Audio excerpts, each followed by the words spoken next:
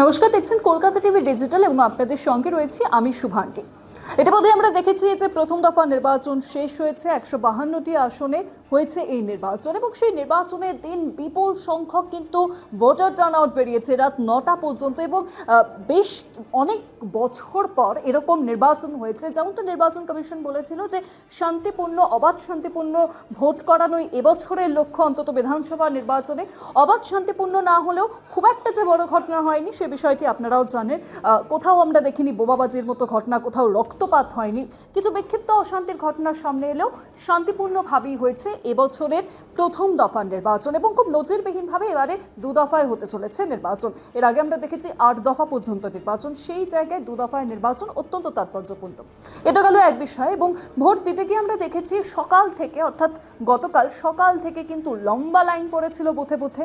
মানুষজন রোদে ঘেমে নিয়ে একসা হয়ে একেবারে ভোট দিয়েছেন, কিন্তু ভোট দিয়েছেন। কিন্তু দ্বিতীয় দফাতে কি হতে চলেছে, সেদিনের আবহাওয়া কেমন থাকতে চলেছে, এই আপডেটই আপনাদের সামনে তুলে ধরব।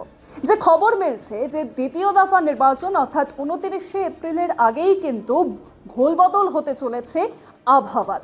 একদমই তাই, আবহাওয়ার পরিবর্তন হতে চলেছে, মেঘলা আকাশ থাকবে, এমনকি বৃষ্টিপাতের সম্ভাবনাও জারি করা হয়েছে ইতিমধ্যেই আলিপুর আবহাওয়া দপ্তরের তরফে, এবং যা অত্যন্ত শান্তির বার্তা।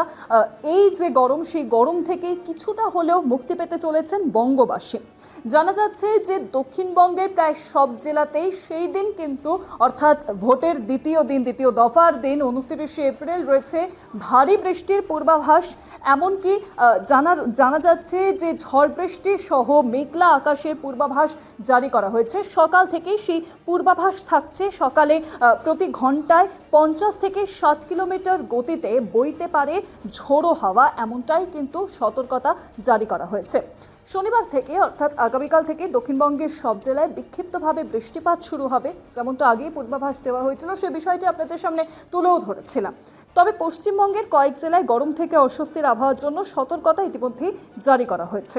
উত্তর চব্বিশ পরগনা, পশ্চিম মেদিনীপুর, ঝাড়গ্রাম, পুরুলিয়া, বাঁকুড়া, পূর্ব পশ্চিম বর্ধমান, বীরভূম, মুর্শিদাবাদ, নদিয়ায় ঝড় বৃষ্টির জন্য সতর্কতা জারি করা হয়েছে।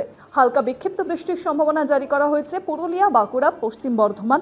আবার তীব্র দাবদাহেরও সতর্কতা জারি করা হয়েছে, অর্থাৎ বৃষ্টি হলেই যে সেই ওই জেলাগুলিতে যে খুব একটা বেশি তাপমাত্রার হেরফের হবে তা কিন্তু নয়। তবে যেমনটা আপনাদেরকে বলছিলাম যে বুধবার দক্ষিণবঙ্গের 142টি আসনে নির্বাচন, সেই দিন কলকাতা সহ সমস্ত জেলায় রয়েছে বৃষ্টিপাতের সম্ভাবনা। সকাল থেকে থাকবে মেঘলা আকাশ, বিকেল গড়াতেই শুরু হবে বৃষ্টিপাত। এই আভাস ইতিমধ্যেই দেওয়া হচ্ছে আলিপুর আবহাওয়া দপ্তরের তরফে। ইতিমধ্যেই মৎস্যজীবীদের জন্য কিন্তু সমুদ্রে যেতে বারণ করা হয়েছে আগামী রবিবার থেকে, এই পূর্বাভাসও জারি করা হয়েছে। উত্তরপ্রদেশের পূর্বাংশ থেকে দক্ষিণ বাংলাদেশ পর্যন্ত একটি অক্ষরেখা তৈরি হয়েছে, যেটি গাঙ্গেয় পশ্চিমবঙ্গের ওপর দিয়ে যাচ্ছে। তার প্রভাবেই বঙ্গোপসাগর থেকে জলীয় বাষ্প আসছে এবং যার জেরে শনিবার থেকে, অর্থাৎ আগামীকাল থেকে এই ঝড় বৃষ্টির পূর্বাভাস, সপ্তাহান্তে ঝড় বৃষ্টির পূর্বাভাস, সপ্তাহের শুরুতে ঝড় বৃষ্টির পূর্বাভাস, এবং এই ঝড় বৃষ্টির মধ্যেই কাটতে চলেছে দ্বিতীয় দফার নির্বাচন। অর্থাৎ দ্বিতীয় দফার নির্বাচনের এখন হাতে কয়েকটা দিন বাকি এবং নির্বাচনী প্রচার জোর কদমে চলছে। সেই নির্বাচনী প্রচারের মাঝেই শুরু হয়ে যাবে বৃষ্টিপাত আগামীকাল থেকে, এমনটাই জানা যাচ্ছে। পাশাপাশি ভোটের দিন, ভোট বঙ্গের দিনও রয়েছে বৃষ্টিপাতের সম্ভাবনা।